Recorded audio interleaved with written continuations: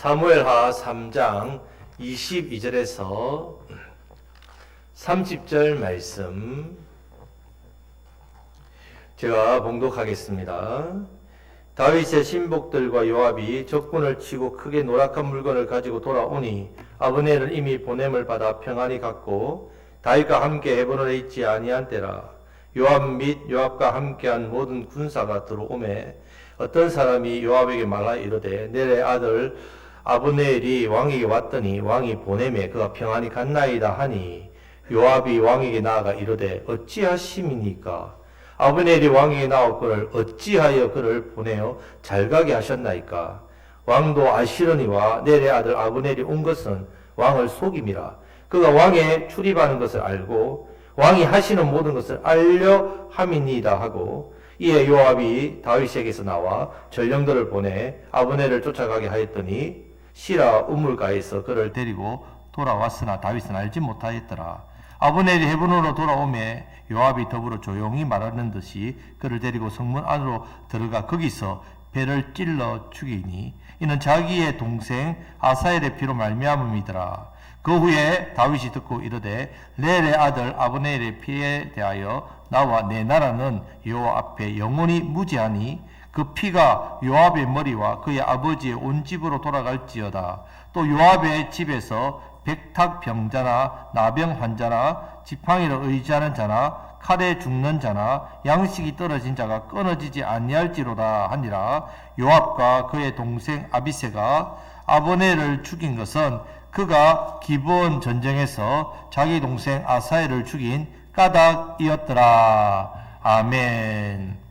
자, 우리가 사무엘 말씀을 시작하는 1장부터 지금까지 계속해서 하나님 중심의 사람, 또 자기 중심의 사람, 이것을 비교 대조해서 말씀을 보여주고 있고 살펴보고 있습니다. 비교 대조하는 이유는 내가 선택하라는 뜻입니다. 2장 말씀에서도 다윗은 당연히 할 수 있는 일, 당연한 것도 먼저 하나님께 물어보았습니다. 하나님의 음성을 듣고 하나님 뜻을 깨닫고 하나님 말씀을 그대로 순종하는 모습을 통해서 하나님께서 다윗에게 복을 주시고 왕으로 세워주십니다. 반대로 아브넬은 자기 권력을 과시했고 아사엘은 자기 재능과 또 능력을 과시했습니다. 결국 비참한 최후를 맞이합니다. 특히 오늘 본문에 나오는 이 아브넬의 경우에는 가장 좋을 때입니다. 지금 아브넬이 가장 잘 나갈 때 아주 비참한 죽음을 맞이하고 맙니다. 이제 아브넬과 아사엘에 이르러서 오늘은 요압의 모습을 한번 살펴보겠습니다. 지금 아브넬이 이스보셋과의 불화가 일어났습니다. 자기가 세운 왕과 그래서 이스라엘을 통째로 다윗에게 넘기려고 합니다. 그리고 왔습니다. 다윗과 언약을 맺었습니다. 잔치까지 열었습니다. 언약이 성사되었습니다. 이제 잘 되었단 말이에요. 21절 끝부분을 보면 이에 다윗이 아브넬을 보내매 그가 평안히 가니라 이랬습니다. 여러분, 이제 다윗이 온 이스라엘의 왕이 될 날이 멀지 않았습니다. 유다 왕이 되고 무려 7년이라는 세월을 기다렸습니다. 얼마나 기다려온 세월입니까? 7년. 물론 7년이라는 세월이 짧을 수 있지만 엄청난 긴 세월이죠. 근데 지난주 말씀해 보면요, 지금 이 일은 이미 다윗이 15살 때에 하나님께서 기름 부어서 온 이스라엘 왕으로 삼으셨단 말입니다. 다윗을. 그런데 이 일은 당연히 일어나야 될 일입니다. 그런데 다윗의 범죄로 일어나지 말아야 될 일이 일어나는데 오늘 말씀에서 일어나고 있습니다. 지금 요압이 아브넬을 죽이는 일이 일어나고 맙니다. 거의 다 된 밥에 뭐 뿌린다고요? 재 뿌리는 식이라면 재 뿌리는 식. 그래서 오늘 이 요압이 저지른 이 사건에 대해서 한번 자세히 살펴보겠습니다. 먼저 이 전체적인 사건의 내용을 보면요, 그 당시에 그 시간에 요압은 성에 없었습니다. 전쟁하러 갔다가 아브넬이 나간 이 직후에 돌아옵니다. 아브넬이 나가고 나서 직후에. 그랬더니 어떤 사람이 요압에게 아브넬이 왔는데 평안히 갔습니다. 이렇게 이야기합니다. 그러자 요압이 막 분노하지요. 다윗에게 찾아갑니다. 어찌하심이니까?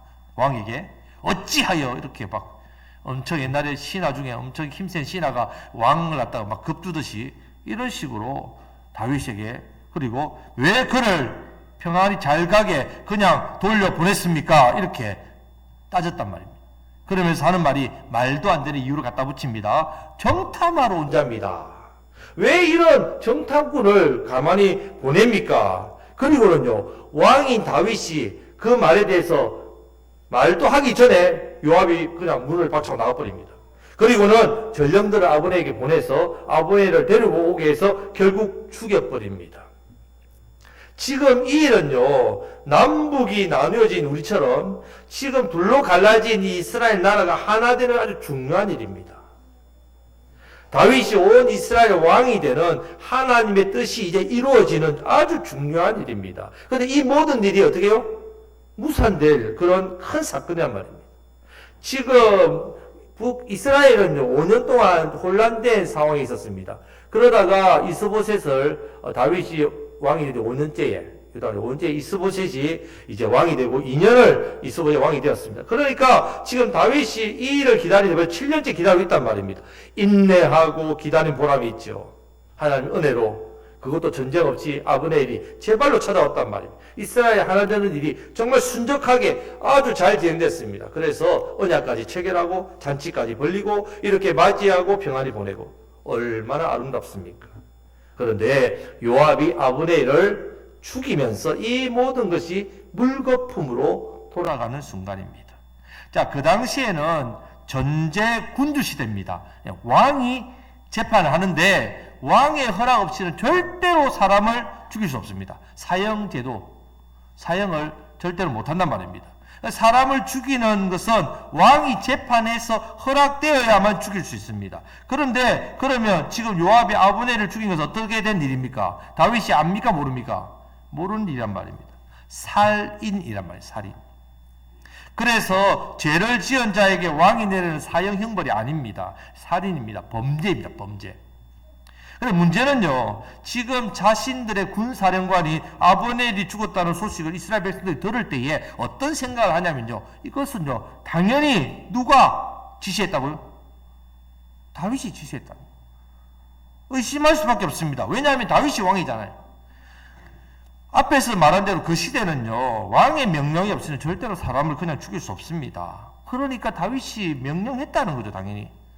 다윗이 명령했으니까 요압이 아브넬을 죽였죠. 이렇게 생각한다는 말입니다. 나중에 다윗이 모든 백성들에게 아브넬의 장례식을 적극적으로 참여하라고 이 장례식을 치르면서 막 함께 울고 금식하고 애가 슬픈 노래를 부르니까 아, 백성들이 다윗이 한 일이 아니었구나. 요압이 독단적으로 한 악행이구나. 이것을 나중에는 알게 됩니다. 하지만 이 일은 결국 이스라엘이 하나 되고 다윗이 온 이스라엘 왕이 되는 일에 어떻게 해요? 모든 것이 다 물거품 되는 일입니다. 심지어 이것은 살인이라면 살인. 하나님 앞에서 큰 죄를 짓는 일인데 왜 그러면 요압이 아브넬을 죽였겠습니까?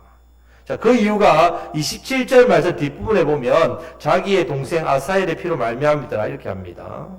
30절의 말씀에는 그가 기브온 전쟁에서 자기 동생 아사엘을 죽인 까닭이더라 이렇게 했습니다.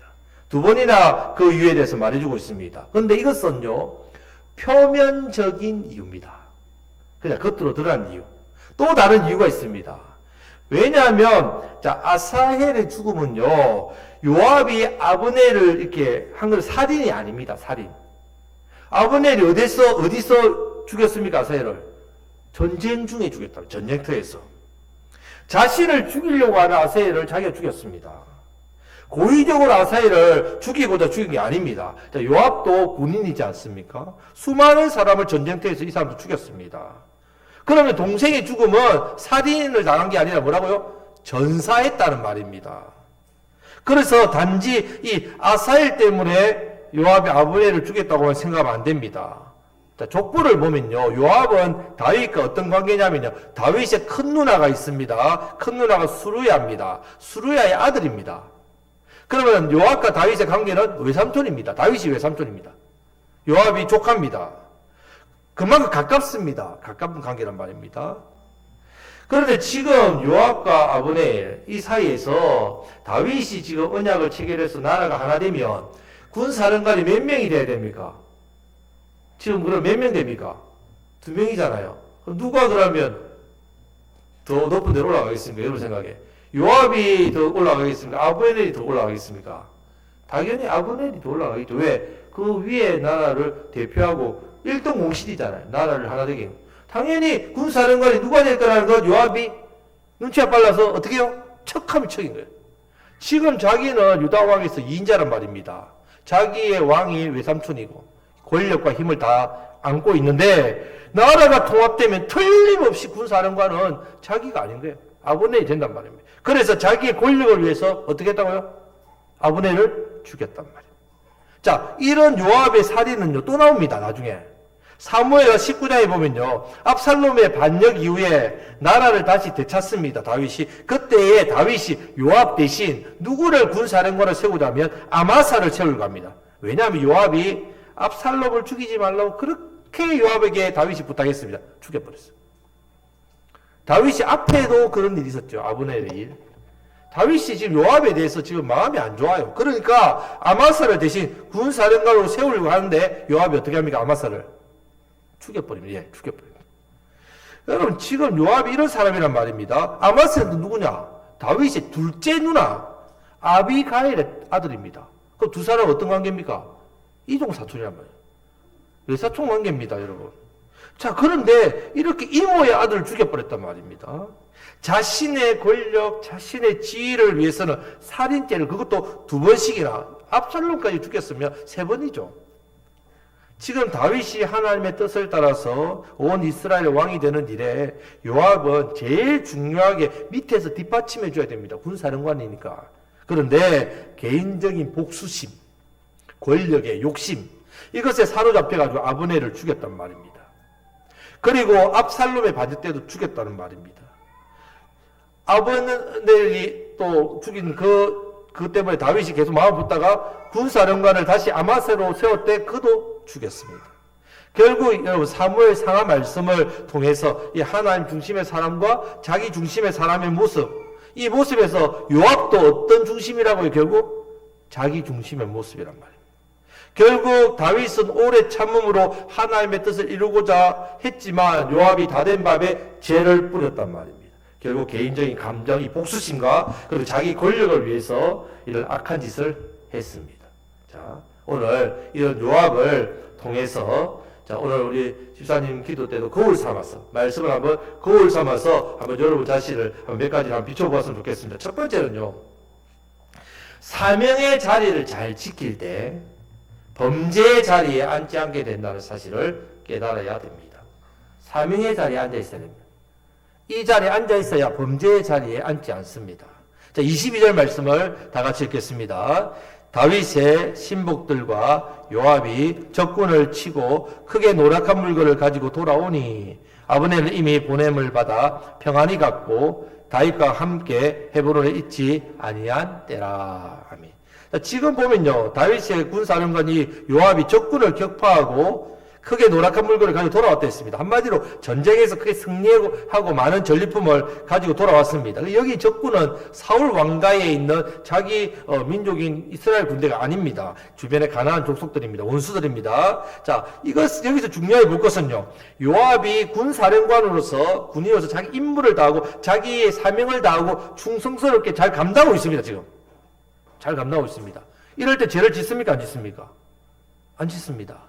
그런데 돌아온 상황이 다윗과 아브넬이 평화로운 이 통일의 언약을 맺고 난 이유잖아요. 만약에 요압이 아브넬이 왔을 때에 전쟁터에 있지 않고 같이 헤브론에 있었으면 어떤 일이 났겠습니까? 요압이 가만히 있었겠습니까? 아름답게 언약이 체결됐겠습니까? 지금 보십시오. 지금 그런 평화는 고사하고요, 지금 살인에 대한 이런 복수심 이런 게 지금 넘쳐나고 있습니다. 그 현장에 있었으면요, 자기 동생을 죽인 아브넬을 가만히 두지 않겠다고 난동을 부리고 혈기를 부리고 아마 깽판을 쳤을 겁니다. 보십시오. 이후에 삼촌이자 왕인 다윗에게 한 싸가지 없는 행동을 보십시오. 얼마나 싸가지 없습니까? 그리고 왕 몰래 아브넬을 살인하는 이 짓거리를 한번 보십시오. 충분히요, 그 당시에 협상의 자리에 요압이 있었다면 이것은 평화롭게는 안 되면 엉망진창이 됐습니다. 근데 요압이 오직 군인으로서 자기 직무, 자기 직분, 자기 사명을 다할 때는요, 하나님께서 승리케 하시고 전리품을 주시고 이스라엘과 하나님 나라를 위해서 유익되게 하셨는데, 그런 상황에서 이런 시험을 만나지도 않았단 말이에요. 그런데 이후에 요압은 아브넬을 살해하는 큰 죄를 짓고 맙니다. 근데 그것도 엄밀히 보면요, 요압이 다윗의 신하로서의 자기 자리, 신하로서의 자기 사명의 자리를 있었다면 절대로 왕은 몰래 이런 악한 일을 할 수가 없지요. 이 자리를 벗어났기 때문에, 자기의 주어진 이 사명의 자리를 벗어났기 때문에, 충실하게 지키지 못했기 때문에 이런 엄청난 끔찍한 살인의 죄를 저질렀단 말입니다. 자, 성도 여러분, 우리도 마찬가지입니다. 우리가 뭐 살인죄를 짓지 않겠다 생각할지 몰라도 우리도 연약합니다. 여러분, 우리가 어떻게 하면 죄를 이기고, 어떻게 하면 시험을 이기고, 어떻게 하면 지금 이 요압처럼 살지 않을 수 있을까? 자, 따라 하시겠습니다. 자리를 잘 지킵시다. 자, 성도 여러분, 우리 국성교회는 세 가지 자리를 잘 지켜야 된댔죠. 이전에 여러분들 자주 이야기했기 때문에. 자, 첫 번째, 성도의 자리, 말씀의 자리, 사명의 자리, 이 자리를 잘 지키셔야 됩니다. 만약에 우리가 이 자리를 잘 지키지 않으면 다른 자리에 여러분 앉게 된다는 사실을 기억해야 됩니다. 성도의 자리를 잘 지키지 않으면 죄인의 자리에 앉게 됩니다. 말씀의 자리를 잘 지키지 않으면 죄의 본성의 자리, 자기 중심의 자리에 앉게 됩니다. 사명의 자리를 잘 지키지 않으면 범죄하는 자리, 범죄의 자리, 죄 짓는 자리에 앉게 된다는 말입니다. 미국의 유명한 목사님인 무디 목사님이라고 계십니다. 이 목사님이 이런 말씀을 남겼어요. 끓는 냄비에는 뭐가 앉지 않을까요? 음식을 끓으면 음식에 뭐가 달라듭니까? 파리들이 달라지죠. 여러분, 끓는 냄비에 파리 달라드는 거 보신 분? 없죠? 왜 못 달라들까요? 예, 가면 그 음식에 고기만 더할 뿐이죠. 그러니까 여러분, 끓는 냄비에는 파리가 달라지지 않습니다. 이 말, 우리가 하나님 기뻐하시는 이런 성도의 자리, 말씀의 자리, 사명의 자리에 앉으면 제 파리가 달라들지 않는단 말이에요. 자리를 잘 지키시기를 축복합니다. 무엇보다도 하나님께서 이 자리를 잘 지킨 사람에게 복을 줍니다. 사탄의 시험으로부터 건져주시고 지켜주시고 평안과 또 기쁨의 은혜의 또 행복의 자리를 준단 말입니다. 방심하면 안 됩니다.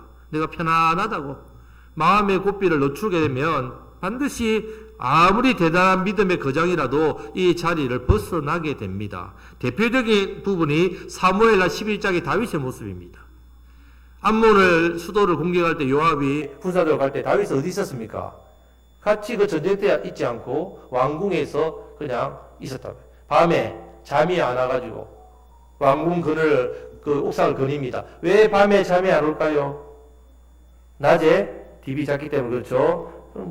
그래서 그렇다면 다윗이 있어야 될 자리는 전쟁터입니다. 거기에 없으니까 결국 이런 죄를 짓는단 말입니다. 자, 다시 한 번 더 여러분, 성도의 자리, 말씀의 자리, 사명의 자리를 잘 지키시기를 우리 주님의 이름으로 축복합니다. 아멘. 자, 두 번째 우리가 깨달아야 될 부분은, 자, 과거가 있습니다. 우리에게 다 과거가 있죠. 과거에 이 복수심이나 상처가 있다면 그것도 지금 눈에 보이는 현실이 있습니다. 여기에 매이게 되면 어떤 일이 일어나냐면 미래에 대한 소망이나 미래에 대한 가치나 미래에 대한 복을 보지 못하게 됩니다. 이 부분을 깨달아야 됩니다. 자, 지금 23절에서 25절 말씀을 보면요, 아브넬이 다윗을 만나서 언약으로 평안히 돌아갔다는 소식을 요압이 들었어요. 그때 24절 말씀을 다 같이 읽겠습니다. 요압이 왕에게 나아가 이르되 어찌하심이니까 아브넬이 왕에게 나왔거늘 어찌하여 그를 보내 잘 가게 하셨나이까. 아멘. 지금 요압은 아주 격분하면서 다윗에게 항의합니다. 그러면서 25절 말씀에서 말도 안 되는 그런 이유를 갖다 붙입니다. 아브넬이 온 것이요, 이 나라와 왕을 염탐하기 위해서 온 건데, 여러분 지금 다윗이 바보입니까? 아브넬이 바보입니까? 이미 서로요 다 압니다. 서로 간에 같은 민족이기 때문에 왕래도 계속하고요. 지금 서로의 상황들을 다 압니다. 결국 요압이 이렇게 말도 안 되는 이유를 가지고 아브넬에 대한 이 왕의 행동에 대해서 불만을 품고 항의하는 이유는요, 과거의 그 복수심 때문이에요. 사람을 매도해버린단 말입니다. 아브넬이 지난날의 전쟁터에서 자기 동생 아사엘을 죽은 것에 대한 그 복수심 때문에 그냥 이 사람에게 뭘 씌우려고? 올무를 씌우려고 이런 말도 안 되는 말을 지어낸다는 말입니다. 여러분, 우리가 분노심에 빠지면 어떤 일이 나냐면요, 판단이 어려집니다. 말이 과장됩니다. 말이. 상황을 파악하지 못합니다. 그렇기 때문에 지금 요압이 이 과거에 이 복수심에 매였다면 또 다른 이유가 있지요. 자, 지금 2인자인데 통일되면 자기의 자리가 어떻게 된다고요? 예, 아브넬에게 뺏긴단 말이에요. 그러니까 이 아브넬에게 자기를 밀릴 것이라고 혼자 결정해버렸죠. 지금 결정난 거 아닙니다. 지금 다윗이 뭐 미리 선포했습니까? 우리 온 이스라엘 하나 되며 요압은 밀리고 아브넬을 군사령관을 세우겠습니다. 왕이 말한 적도 없어요. 자기 혼자 어떻게 해요? 혼자서 소설을 쓰는 겁니다. 과거의 복수심에 사로잡히니까 그냥 자기 혼자서 그냥 상상을 하는 겁니다. 상상의 나래를 펼치는 겁니다. 여러분, 이 모든 것이 겉으로는 동생에 대한 복수심에서 출발했지만 결국은 자기 자리, 자기 지위, 자기 권력에 대한 이 욕심에 매여 있는 겁니다. 욕심에. 이것은 아브넬이 했던 권력 과시, 아사엘이 했던 자기 자랑의 과시, 똑같은 모습입니다. 만약에 요압이 하나님 앞에 바로 서 있었다면요, 물론 사랑하는 동생이 죽었으니까 얼마나 애통하고 얼마나 가슴이 아픕니까? 사실 과거의 일이죠. 살해당한 것도 아닙니다. 전쟁에서 싸우다가 전사한 일입니다. 자리도 마찬가지입니다. 하나님께서 주신 권력의 지위입니다. 근데 아브넬처럼 이렇게 하면 안 된다는 말입니다. 자기 권력을 과시하면 안 된다는 말입니다. 지금 이스라엘이 하나 되는 일은요, 다윗을 통해 이루어 가신 하나님의 뜻입니다. 물론 중간에 어려움도 있었지만 하나님의 언약 약속은 반드시 이루어집니다. 그런데도 불구하고 요압이 더 악한 건 뭐냐면요, 어디서 죽였습니까? 헤브론에서 죽였습니다. 무슨 의미냐면요, 자, 고의로 사람을 죽이지 않을 때에 복수할 수 있다는 거죠, 사람이. 그럴 때에 그 살인을 실수했던 사람이 어디로 피하면 살인을 면할 수 있다고요? 도피성이 있습니다. 도피성이 어딜까요? 여기에 헤브론입니다. 헤브론에서 아브넬을 죽이면 안 됩니다, 요압이. 만약에 자기가 진짜 복수심이 있으면 어디에요? 헤브론 밖에서 죽여야 됩니다. 하나님 말씀도 어떻게 한다고요? 무시해버려요. 아주 철저하게 하나님께서 하신 그 말씀까지도 짓밟아버리는 이 일을 하는 이 자기 중심의 모습이 있단 말이에요. 지금 요압에게 있어서는요, 하나님 말씀도 필요 없고 하나님 뜻도 필요 없고 하나님께서 이루실 그 놀라운 그 이스라엘 동안 주신 역사도 필요 없고 오직 뭐에 매여 있다고요? 자기의 복수심과 자기의 권력과 욕심에, 그것에 붙들려 있단 말이에요. 이스라엘은 나라가 안 되었죠. 교회라 했습니다. 분열되어 있단 말이에요. 교회가 하나 되는 일에, 이것을 이루어가는 일에, 하나님 나라와 하나님 뜻에 이룬 일에는 요압이 관심도 없습니다. 하나 되면 자기의 지위나 떨어질 것 같은 그런 아주 자기 중심의 모습. 과거의 원한과 현재의 욕심 때문에 하나님의 뜻, 하나님의 은혜, 하나님의 계획, 이것은 그 미래까지도 자기 욕심을 틀어막아 버린단 말이에요. 여러분, 성경 말씀에서 요압과 같이 이렇게 과거에 집착하고 현실에 매여 사는 자들에 대해서 악인이라고 말합니다. 악인. 죄인도 아니고 악인입니다. 악인. 그리고 하나님 약속과는 전혀 상관이 없는 자다, 이렇게 표현합니다. 하나님 약속과는 전혀 상관. 하나님 백성이 아니다. 이런 자들은요, 오직 지금 가지고 있는 기득권, 현실의 안락, 현실의 즐거움, 현실의 행복에만 마음을 두고 사는 사람. 대표적인 사람이 이삭의 아들, 큰아들 이름 누굽니까? 에서입니다. 에서. 자, 에서가 며칠 동안 집 나가서 사냥하고 돌아오면 배가 고파서 늘 먹을 거 찾는단 말이에요. 야곱이 동생이 얼마나 그 속이는 자입니까? 늘 주목하다가 이제 어느 날 보니까 또 형이 왔단 말이에요. 그래서 팥죽을 끓이고 있죠. 에서가 좋아하는 거. 그러니까 에서가 팥죽 달라니까 뭐라고 이야기합니까? 형의 장자권을 내게 팔라. 팥죽은 거예요.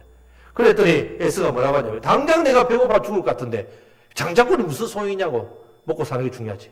그리고 가져가라. 팔았단 말이에요. 그래서 장자권 명령. 여러분, 그런데 한번 생각해 보십시오. 이런 권리는요, 사고 팔 수 있는 게 아니죠. 자, 팔았다고 해서 쌍둥이입니다. 둘이 쌍둥이인데, 그러면 이제 그 팔았으니까 이제 에서가, 아이고, 야곱 형님 오셨습니까? 이렇게 합니까? 안 되는 겁니다, 그는. 그런데요, 놀랍게도 이 일에 대해서 하나님 평가는요, 에서는 영적인 그 복, 예수 그리스도를 이어가는 계보죠. 이 영적인 복에 대해서 전혀 관심이 없은 아주 그것을 경히 여긴, 하찮게 여긴 그런 사람으로, 그러면서 당장 현실만 보고 살아가는, 세상 즐거움만 쫓아가는 인생이다, 이렇게 평가를 했단 말이에요. 성도 여러분, 그래서 에서를 오늘날 현재를 위해서 미래를 무시하고 현재의 만족과 그것을 위해서 꿈과 희망을 저버리는 인간의 대명사로 에서 같은 사람, 이렇게 이야기한다. 결국 이러한 사람들은요, 하나님의 약속도, 하나님 미래에 주시는 복도, 영생도, 천국의 기쁨도 초대받지 못하고 참여하지 못하는 저주받은 인생이 됩니다. 저주받은 인생. 그래서 성도 여러분, 우리도 사실은 우리의 과거 중요합니다. 과거가 이제 현재를 만들어가고요. 현재지 중요합니다. 지금 현재가 우리가 잘해야 미래가 열리니까. 하지만 그것에 매여 살면 안 된다. 그것만 붙들고 살면 안 된다. 여러분, 닭이 왜 날개가 있는데 못 나를까요? 가르쳐 드릴까요? 예, 땅의 모이에만 눈이 팔려가지고 그냥 땅에 있는 모이만 죽다가 하늘에 날 이유가 없었단 말이에요. 자, 그렇게 된다는 말입니다. 우리 인생이 그렇게 되면 안 된단 말입니다. 독수리처럼 날개를 펼치고 날아가야 된단 말입니다. 하나님께서 우리를 위해서 예비해 두신 그 은혜가 있다고, 그걸 놓치게 된단 말이에요. 그렇게 되면 과거에 집착하고 현재 내 모습 상황에 빠져 있으면 우리를 위해 예비하신 주님의 그 영광, 그 주님이 약속하지 마실 성취가 우리를 바라보지 못하게 되기 때문에 그것을 바라보시기를 축복합니다. 여러분, 마음 어디에 두고 삽니까 지금? 과거의 상처 아직도 품고 있습니까? 아픔, 복수심, 분노, 낙심, 후회, 이런 것들이 여러분 거기서 벗어나지 못하고 있습니까? 아니면 지금 당장 내 눈앞에 보이는 또 이 어려운 힘든 삶에 그냥 주저앉아 있습니까?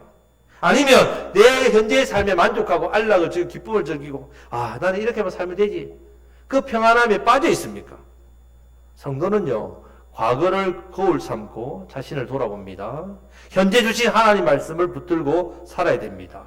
이러한 모든 과정 속에서 하나님 이루어 주실 그 미래의 소망을 봅니다. 말씀이 내 삶가운데 성취될 것을 바라봅니다. 영생과 하나님 나라를 소망합니다. 이걸 꿈꾸고 산단 말이에요. 이것을 바라보고 꿈꾸고 믿음으로 살면요, 과거의 아픔과 상처와 문제를 이깁니다. 그게 매이지 않습니다. 현재 지금 내 눈앞에 있는 세상의 유혹이라든지 제약도, 그리고 현실의 불안함과 두려움도, 내 삶의 무거운 짐도 어떻게 해요? 벗어날 수 있단 말이에요. 그것이 힘이 됩니다. 내가 노력해서 현실을 이길 수 있는 게 아닙니다. 하나님 주시는 그 은혜를 바라볼 때 이길 수 있습니다. 그 어떻게 바라볼 수 있냐? 과거에 집착하지 않고 현재에 빠지지 않고 하나님께서 우리 앞에 예배해 주신 그 풍성한 은혜와 소망, 그 하나님 나라 참된 가치와 복을 더욱더 여러분 누리시기를 주님의 이름으로 축복합니다. 아멘. 자, 세 번째 우리 요압을 통해서 보는 것은요, 죄인은요 항상 죄에 대해서 합리화합니다. 항상 합리화합니다. 우리 남자들이 부인이 뭐라 하면 핑계 많이 대잖아요. 항상 합리화하잖아요. 이게 죄인의 모습입니다. 자, 25절 말씀해보면요, 요압은 아브넬이 온 것은 다윗을 속이고 다윗의 행사를 정탐하기 위해서다, 이렇게 이야기합니다. 자, 지금 요압의 말은요, 다윗과 아브넬 사이 협상 내용을 제대로 이해하지 못하면 충분히 그렇게 말할 수 있다를 보입니다. 하지만 그러기에는 아브넬은 군사령관입니다. 그 나라의 군대의 대표입니다. 여러분, 정탐꾼으로 그 나라의 군대 대표가 온다는 게 말이 됩니까, 여러분? 말이 안 되잖아요. 이거는 누구나 다 아는 일입니다. 정탐을 하려면 더 똑똑하고 날림 사람을 보내지 어떻게 대장이 옵니까, 정탐하러? 말이 안 되죠.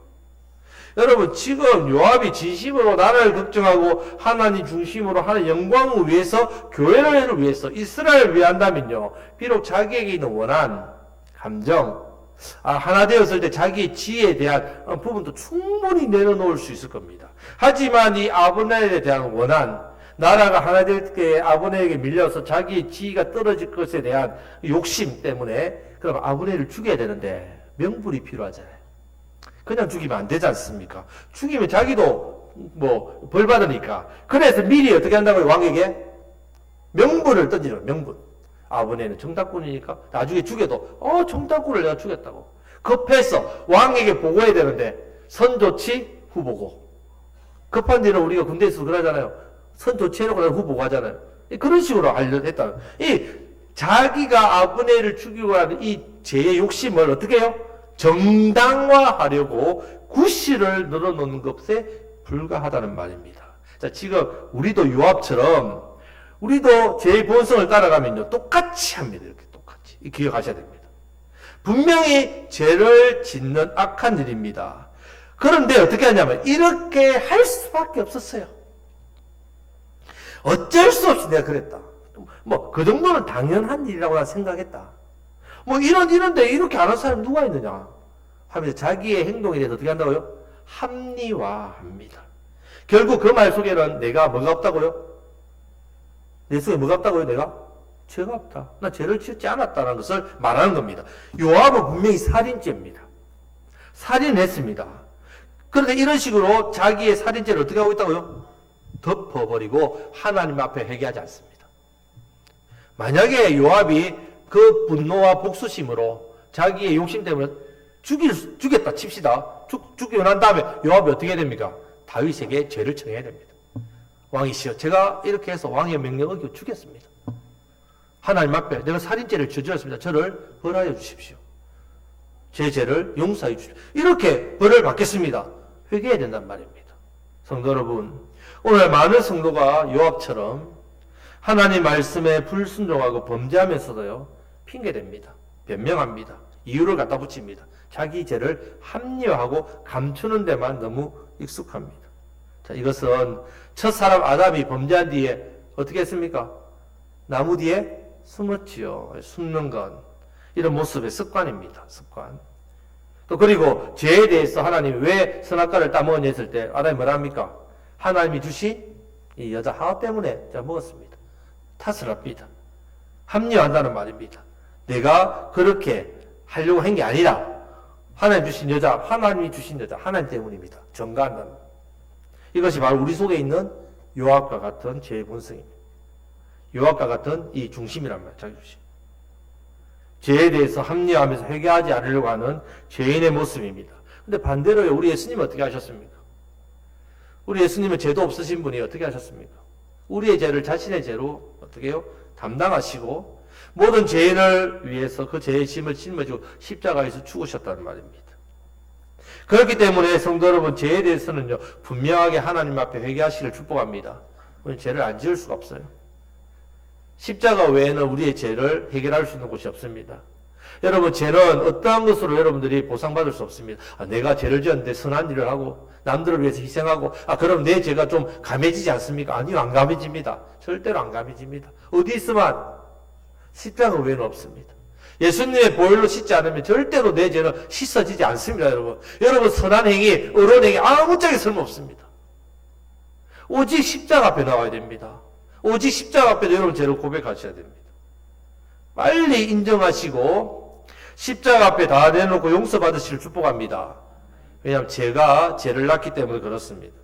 여러분, 내가 합리화한다고, 내가 말을 잘한다고 해서, 내가 변명, 핑계를 잘한다고 해서 내 죄가 없어지는 게 아니란 말입니다. 안 없어집니다. 그 죄 때문에 내 삶이 마귀에게 노략질을 당하게 되어 있습니다. 고통당하게 되어 있습니다. 죄의 짐을 지고 죄의 노예의 인생이 되기 쉽다는 말입니다. 더 큰 죄에 빠지게 된다는 말입니다. 그래서 내가 연약해서 범죄했을지라도 빨리 인정하고 어떻게 해요? 회개하시기를 축복합니다. 그래서 예수님의 십자가의 보혈로 깨끗하게 되고 거룩하게 되심으로 회개의 기쁨, 회개의 능력, 회개의 회복, 은혜와 복을 또 변화의 역사들을 더욱 누리시는 저와 여러분 되시기를 우리 주님의 이름으로 축복합니다. 아멘. 말씀 맺겠습니다. 자, 우리도 요압처럼 살기 쉽습니다. 사명의 자리가 아니라 범죄의 자리에 앉기 쉽다는 말입니다. 나의 개인적인 감정, 상처, 아픔, 복수심에 매여가지고 하나님의 은혜와 복을 놓치기 쉽습니다. 특히 영혼 구원에 있어 그렇습니다. 하나님은 내게 붙여준 영혼인데 이 사람이 내게 했던 일이 내 마음속에 남아있다고. 그 사람의 악행이나 그 사람 악한 말이나 우리를 참 무시했던 행동. 저는 사람을 상종할 수 없어. 이런 사람이 있다면 그런 영혼을 위해서 기도하지 않습니다. 물론 우리가 그 사람들하고 관계 맺기가 불편하고 힘들어요. 여전히 안소적대시 있다 하더라도 용서하고 위해서 기도해야 됩니다. 뿐만 아니라 또 사명의 자리가 있다면 중요한 자리, 자, 세 가지 자리를 했죠. 같이 하겠습니다. 성도의 자리, 말씀의 자리, 사명의 자리. 잘 지키시길 축복합니다. 우리 옆에 있는 분에게 자리 잘 지키시다.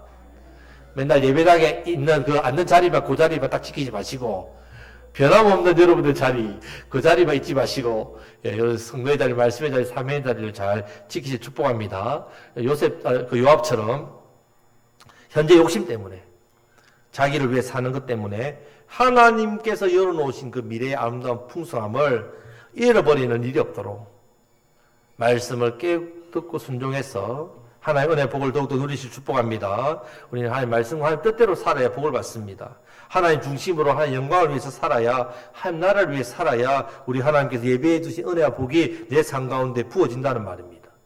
믿음과 소망이 감사와 행복이 만족하고 복된 삶이 저와 여러분들에게 주어집니다. 이 은혜 누리실 축복합니다. 자, 무엇보다도 죄를 짓습니다. 연약하기 때문에 죄를 짓습니다. 합리하지 마시고 변명하지 마시고 핑계대지 마시고 탓하지 마시고 어디로 나아간다고요? 십자가에 나아가서 늘 회개하심으로 죄용서, 죄사함, 죄시슴 받는 복된 삶 되시기를 축복합니다. 마귀가 이 죄를 타고 내 삶에 내 인생에 감히 못 들어오도록 늘 십자가 꼭 붙으시기를 축복합니다. 그래서 우리에게 맡겨주신 귀하고 복된 사명, 예배의 사명, 영혼구원의 사명, 예수님을 전하는 증인의 사명 더욱더 잘 감당하셔서 우리 하나님 주시는 은혜와 복이 우리 교회 더욱더 우리 성도님들에게 넘쳐나시기를 우리 주님의 이름으로 축복합니다. 아멘. 기도하겠습니다. 하나님